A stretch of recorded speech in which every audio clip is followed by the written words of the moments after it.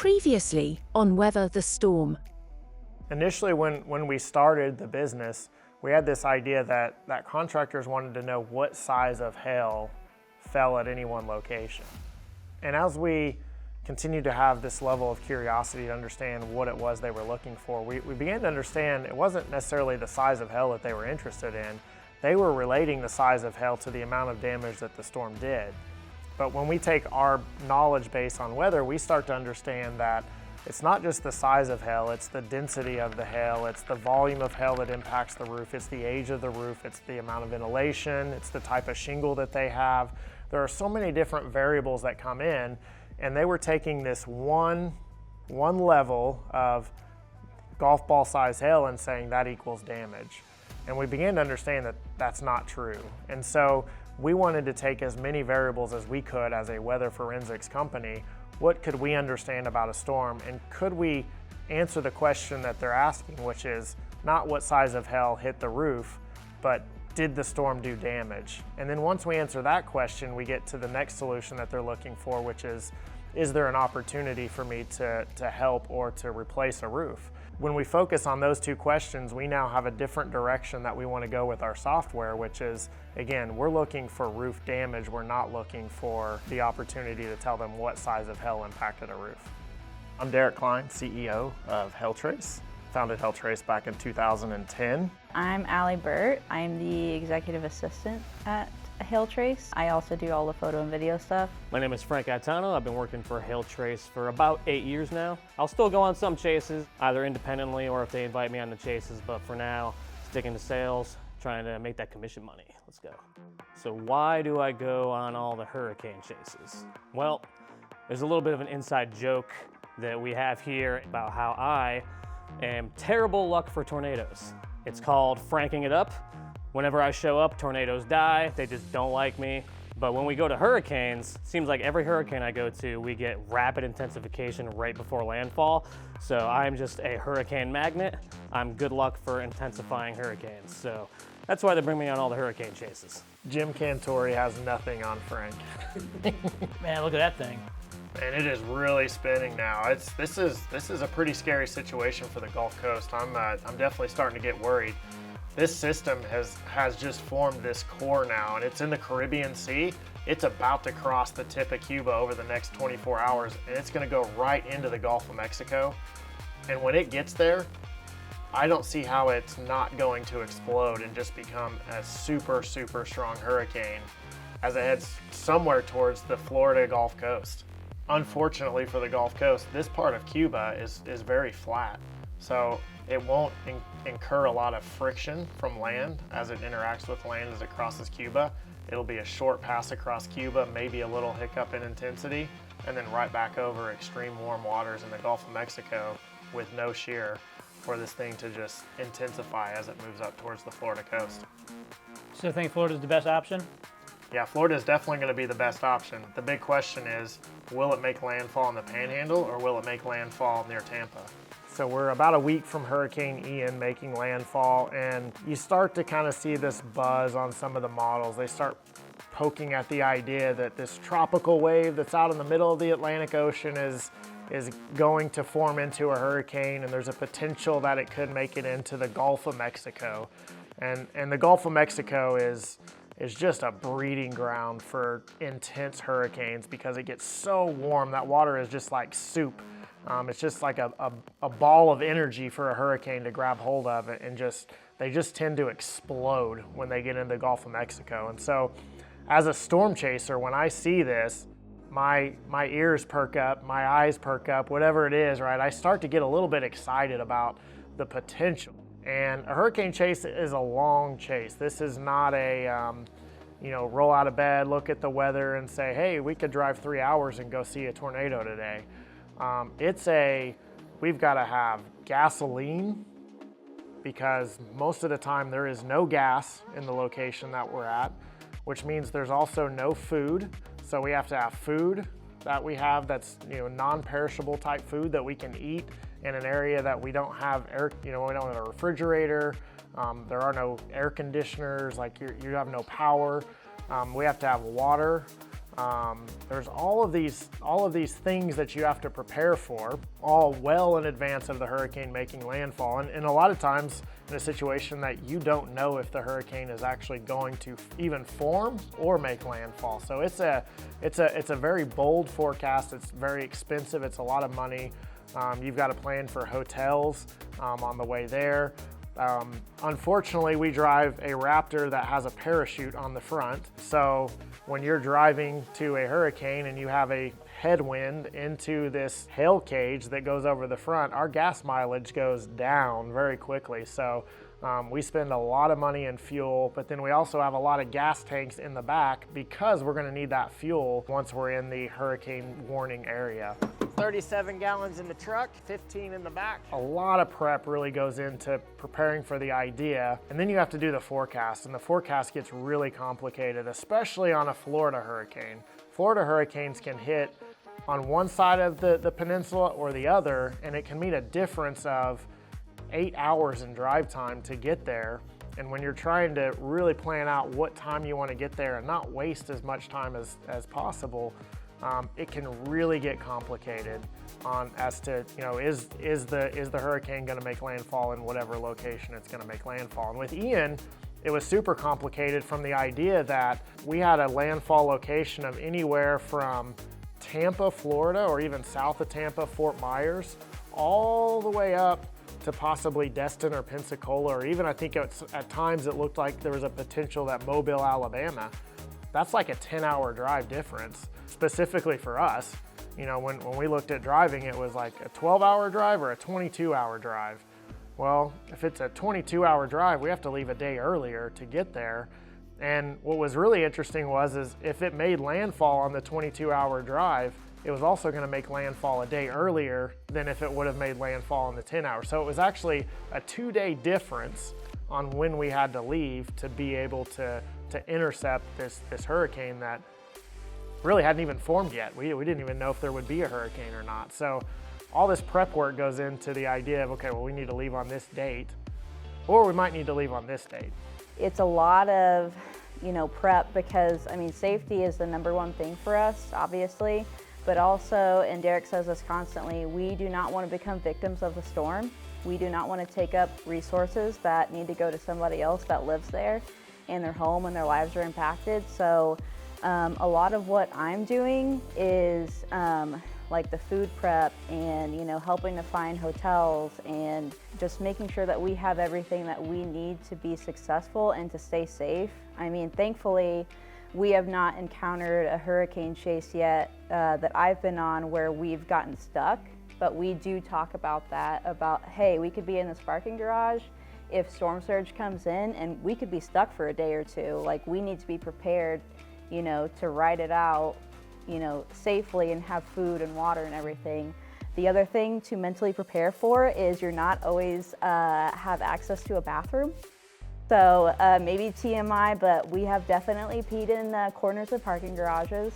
So it's just a thing you kind of have to deal with, unfortunately, but that's all a part of the experience. But for me, I'm obviously getting all of my photo stuff ready and they're looking at the storms. And another big part of it is like on the way down, Derik or Frank or whoever is with us, they're looking at safe places.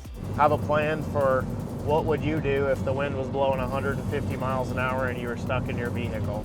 Because wherever the storm is going, it's always our goal to get into the eye, and sometimes it's just not entirely possible to do that and stay safe. So that's kind of our big goal, is to stay safe but also get into the eye of the storm and be near the biggest impacts. And we're gonna have to ride it out right here. Hope we don't die. In the eye of Hurricane Ian, the wind dropped to probably 5 miles per hour. Another thing that was really interesting was pre-Hurricane Ian, where we were, had an offshore flow, so it actually sucked all of the water out of the harbor. So there was, places that had 6-8 foot of water typically had, it was mud or sand, because it had sucked all the water. Check out the pier over here to my left. You can walk all the way to the end of the pier underneath the bay here and see nothing but dirt, seashells, and mud. As soon as the eye came over, all the water rushed back into the bay, into the harbor, and so it almost looked like a river that was going backwards. You could just see it all rushing back in. All the sailboats that were out there that were kind of beached over on their side all like whoop, popped back up and started floating again. So that was kind of an interesting side of being in the eye. And then there's kind of the eerie side. The eye means you're halfway done. So you just endured, most likely, in most cases, the worst part of the hurricane, but you still have the entire back half of the hurricane left to go. And you don't really know what you're gonna encounter. And the winds are gonna be in a different direction this time. So everything that broke loose or was still semi-tied down is now going to take a very strong wind for 3 to 4 more hours in another direction. So imagine everything going from this way to now this way. Stuff tends to break free that wouldn't have broken free previously, that now becomes more things to watch out for. Well, especially in Ian, because I mean, we were forecasting it, and I remember a couple of days before landfall, I made a comment to you. I was like, it looks like the moisture in Ian is kind of like stuck in the northern part of the storm. And typically, whenever we see really high moisture content in a certain part of a hurricane, it's usually on the south side coming northeast, and so the front half of the eye wall is a stronger part. But with Hurricane Ian, it was the opposite. So we get halfway through the storm, we're in the eye, it's calm, and I kind of knew in the back of my head, the second half of this is going to be stronger, which isn't typical, especially if you position yourself correctly to get into the eye. That's not typical. But with Hurricane Ian, it was stronger on the back half, which is a little bit anomalous. It was definitely stronger. There was no doubt that the front half, we could actually, you could see, quarter, half mile in the heaviest part of the rain. In fact, we saw lightning and heard thunder. I've never seen lightning in a hurricane because you can't see anything. It's usually, they only form lightning in the eye wall. We're in the most intense part. Lightning is an indicator of rapid intensification. We've been in a few that had lightning in them, but we never saw the lightning, and the roar of the wind was always so loud that you couldn't hear the thunder. So you knew it was happening, there was nothing you couldn't see it or hear it. The front half of Ian, I saw multiple lightning strikes and heard the thunder that came behind with it, because the rain wasn't super intense and the winds were fairly gusty. So they weren't just, there was a roar of wind, but it was off and on. So it kind of had this different feeling about the front half. And in most hurricanes, that's the strongest side of the hurricane. So, and you tend to forget that when you're in the storm, right? So our default is, northwest quadrant, look out, that's the worst part, which is what we would just wrote out. And you forget all that model data that Frank was talking about, where the worst part is coming. It was much more intense on the backside. Rain that you could barely see past the hood of the truck while we were driving, flooding on the roads. The wind was easily at 140 miles an hour, which is, with the rain, is impossible. The roar of the wind was there. You couldn't hear or see anything. It was extremely intense, exactly what you thought. And then it lasted for hours.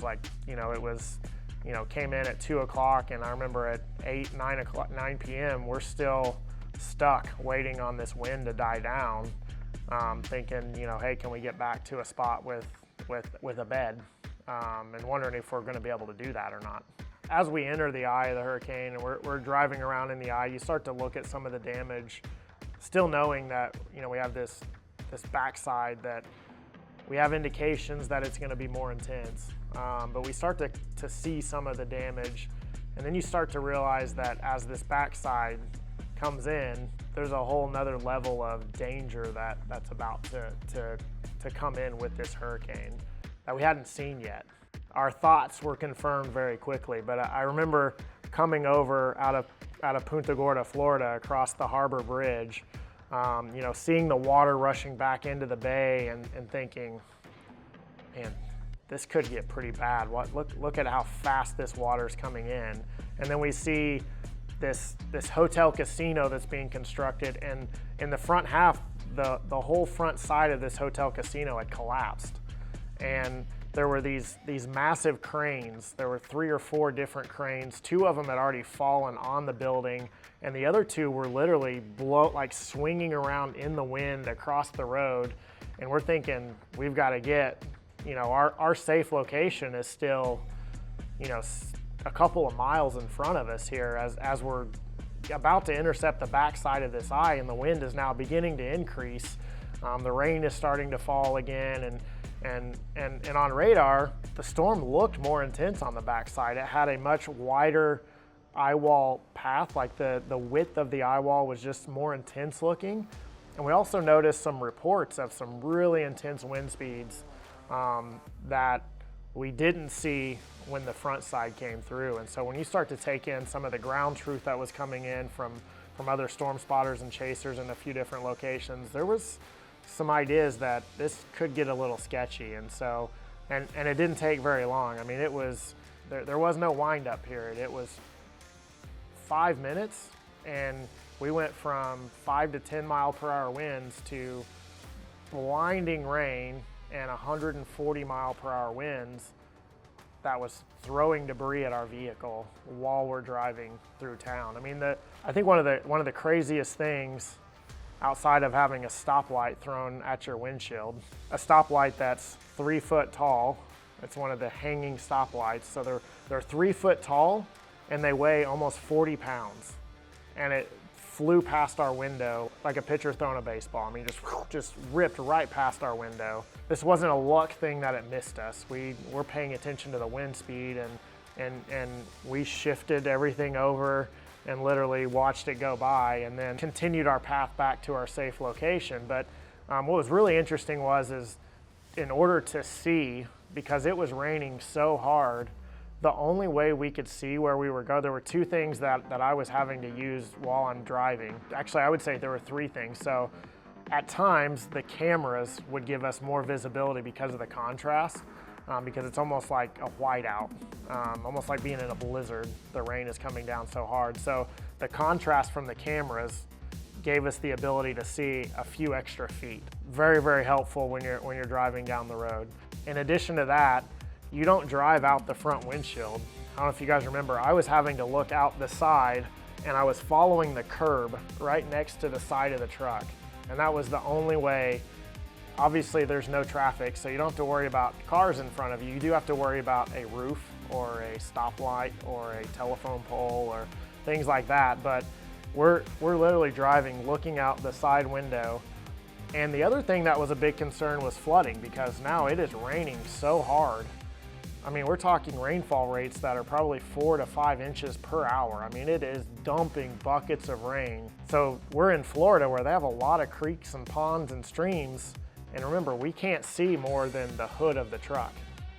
So I can't see a creek or stream. I can't tell if the road is flooded out ahead of us. And so we're navigating with the curb as we're driving and the cameras to see a few feet. And then we have somebody on their phone with GPS maps to say there's a creek coming up. And he was lucky he had that just enough to have the maps up and functioning. He was the only one that could do it. Everybody else's phones could not pull it up. Mine wouldn't pull it up. Luckily, Matt's pulled it up. If it wasn't for that, we wouldn't have known we were going. Like Derik said, you couldn't see anything. And I remember the moment when we started to be able to see absolutely nothing. It's the same intersection that the stoplight flew at us, and we were getting probably 110, I'd say at that point. It was like 4 minutes after the eye had passed, and there was almost like this wind shift. It's like this little blip of like where you just saw the wind turn a little bit, and we start to pull forward, and that's when the 140 mile an hour winds just slammed us. And that is the only chasing moment that I've ever had where I was like, whew, oh man. Because you can't see anything. So you have no idea if a stop sign's gonna plow through the side window of the truck. Like, you have no idea. And I mean, luckily there's cameras on the truck, so we were able to maneuver around, but like all of us, we couldn't see a single thing. That was the only time that I've ever felt the need to say something to Derik about my discomfort in the moment. I'm pretty cool with most things. I don't complain. I don't get, scared very easily. That was the only time that I've ever been like, we need to move. We need to move right now. Like, you need to get me to a safe spot or you're gonna be dealing with my mom. So. Okay. I'm not okay with this now. The lights are gonna fly. Whoa, what? Storm surge wasn't a concern there, but it was the rain. And like, there were things in the road and you're like, oh, I hope we don't run over anything. I hope we don't pop a tire. Like, and it was, we were only like maybe 2 miles, less than 2 miles away from our safe spot. It was a good 20, 25 minutes of just crawling and just hoping that we're not gonna run over anything that's gonna make the truck, stop functioning. Like, I feel very safe in the truck. It's a tank. I felt very vulnerable for that half hour. It was very intense, very intense. Did the Raptor sustain any damage during Hurricane Ian? In Ian, the only thing we broke, our cell phone booster broke. And I don't know if the wind, so it's like an antenna that's on the roof of the truck and it's broken off and was just hanging off the side of it. I don't know if that was from high wind or if something hit it. And, there's no telling what actually caused that to break, but something knocked that loose. But we've lost GoPros. Lost many a GoPro over the years, or they've gotten hit by not really hail, but rocks. Rocks will come up from the road and just crack them. Was it Ida where like the little weather thing on the back of the truck like got bent? Oh yeah, that was Ida. The wind was so strong it bent. So we had an anemometer on the truck so we can measure the wind speed. And the wind was so strong it actually bent the pole over on the anemometer, so it didn't work anymore. And didn't work anymore ever again after that. But so we stopped taking those because they're pretty expensive. How do hurricanes form and what purpose do they serve in nature? The first thing that they do is they start out as a tropical wave, and there is a zone in the atmosphere where the trade winds where they merge together and they create lift, which creates a tropical wave. That tropical wave then comes across, and it's opposite of severe weather where we want lots of wind shear for severe weather. For hurricanes, we want 0. So we want the winds from the ground all the way up to be in the same direction and the same speed. And that allows that system, as those thunderstorms, as they brew over the warm water, we have to have very warm water. As they brew, they merge together, right? And they form this system. So they form this low pressure. And the stronger the thunderstorms get, the lower the pressure gets. And as that pressure drops, it forms into a tropical depression, which is winds of 35 miles per hour. Then it becomes a tropical storm, which is winds of 40 to 74 miles per hour. Then it becomes a hurricane, 74 mile per hour or greater winds sustained. And the stronger it gets, the more intense it gets. So hurricanes can go anywhere from a category 1 to a category 2 to what we consider a major hurricane, category 3. Hurricane Ian was a top end category 4 and almost the max level category 5 hurricane. And the purpose of these hurricanes is to take warm, moist air from the equator and transport it pole bound. So transport it up to the poles of the earth. So it's really just a balancing act of the earth to take warm air from here and transport it up here to keep everything as close to equal as possible. What thoughts do you have now that we've reached the end of season 1 of Weather the Storm? Final thoughts, the way that this year worked out, there were so many great things that we did, but the potential that we have for the upcoming year is just going to be amazing. I know, multiple chases. We had this idea of getting this shingle roof pulled out into a hailstorm, but really the difficulty of it's a split-second thing that we have to jump out and throw this thing out. But the way that it was built, we had to actually pitch the roof up, and it was a lot of work. It was very heavy. It was extremely hard to do in the amount of time that we had, and so it really limited our ability to be able to get these shots of the roof being impacted with significant hail. Well, after storm season's over, we go back to the drawing board and we discover that, hey, there's a better way to do this. So I'm really excited about having the roof built in a different way that allows us to get it into position to get massive hail on this Atlas roof. I cannot wait for people to see how well it performs. I think people are going to be shocked at what this shingle is able, the amount of impacts and the size of hail that it can take and still show no sign of damage. So I'm really excited to see that. I'm excited again about the potential that, we've had a lot of slow storm seasons the last several years, and it's a matter of time. Weather works in waves. It comes and goes, just like the waves in the ocean, the swells in the ocean.